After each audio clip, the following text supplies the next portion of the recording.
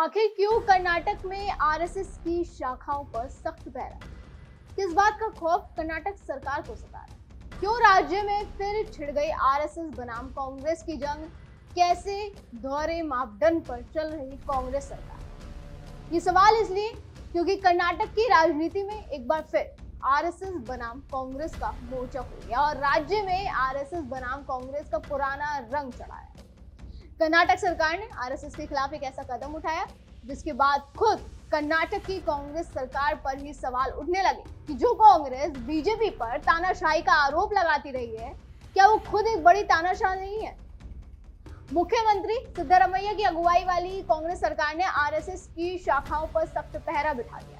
सरकार ने एक ऐसा सर्कुलर दोबारा लागू कर दिया जो सीधे सीधे सरकारी स्कूल परिसरों में आरएसएस की शाखाओं और दूसरी गैर शैक्षणिक कार्यक्रमों पर रोक लगा दी। लेकिन ये कदम उठाने के पीछे की हकीकत क्या है? चलिए इसे समझने की कोशिश करते हैं। 16 अक्टूबर 2025 को कर्नाटक कैबिनेट ने ये फैसला लिया कि सरकार और सरकारी सहायता प्राप्त स्कूलों, कॉलेजों, पार्कों, खेल के मैदानों, मंदिरों और पुरातत्व विभाग के स्थलों समेत सभी सरकारी संपत्तियों पर आरएसएस जैसी निजी संगठनों की गतिविधियों को नियंत्रित करने के लिए नए नियम बनाने का प्रस्ताव पास किया जाए। ये कदम आईटी-बीटी मंत्री प्रियंक खड़गे की एक चिट्ठी से शुरू हुआ जो 4 अक्टूबर को सीएम सिद्धरामैया को लिखी गई।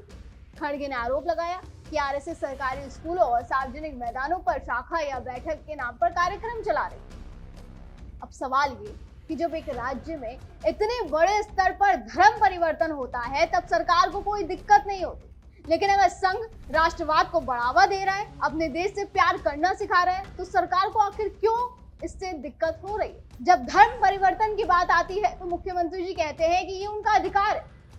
तो क्या देश से प्रेम करना इस देश के बच्चों का अधिकार नहीं है? अगर ऐसा नहीं तो फिर क्यों आरएसएस के खिलाफ 11 साल पुराने सर्कुलर को फिर से लागू कर दिया जाता है? ये कैसा दोहरा मापदंड है सरकार का और कांग्रेस पार्टी? आपको बता दें कि सर्कुलर 7 फरवरी 2013 को कर्नाटक पब्लिक इंस्ट्रक्शन डिपार्टमेंट के कमिश्नर कार्यालय से जारी हुआ। इस सर्कुलर में साफ लिखा है कि सरकारी स्कूलों का इस्तेमाल सिर्फ पढ़ाई, खेलकूद और शारीरिक शिक्षा जैसी गतिविधियों के लिए हो सकता है।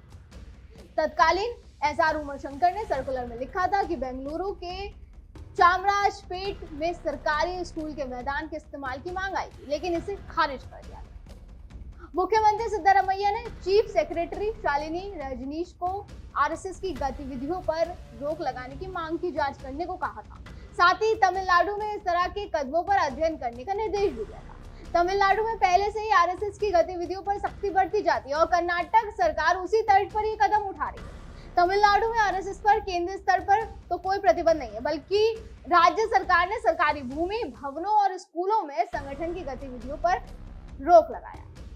ये नीति एमके स्टालिन के नेतृत्व वाली डीएमके सरकार द्वारा अपनाई गई है, जो आरएसएस को हिंदू राष्ट्रवाद से जुड़ी और संविधान विरोधी विचारधारा वाले संगठन मानती है। इसके तहत कर्नाटक के कुलबर्गी जिले के चित्तापुर तालुक में आरएसएस की प्रचार सामग्री भी हटा दी गई। झंडे, बैनर, फ्लैक्स, पोस्टर सब प्रशासन द्वारा हटा दी गई। ये कार्रवाई उस वक्त हुई जब आरएसएस की पथ संचलन रैली आयोजित होने वाली थी, जिसे उसकी शक्ति प्रदर्शन की तरह देखा जाता। बताया जा रहा है कि क्योंकि कांग्रेस सरकार ने हाल ही में सार्वजनिक स्थलों और सरकारी परिसरों में कार्यक्रम आयोजित करने के लिए अनुमति की नई शर्तें लागू की है, इसलिए ये कदम उठाया गया। अब कांग्रेस के इस कदम का बीजेपी भी जमकर विरोध करती दिखाई दे रही है। अब ये कांग्रेस बनाम बीजेपी की जंग हो गई है। राज्य विधानसभा में विपक्ष के नेता आर अशोक ने सोशल मीडिया प्लेटफॉर्म एक्स पर लिखा कि क्या चित्तापुर भारत में है या खड़गे परिवार का गणराज्य है।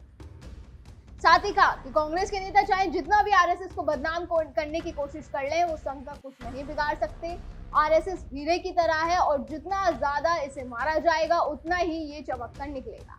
यही नहीं, उन्होंने कांग्रेस पर आरोप लगाया कि कांग्रेस पार्टी का मुस्लिम लीग के साथ गठबंधन देश के विभाजन का कारण बना।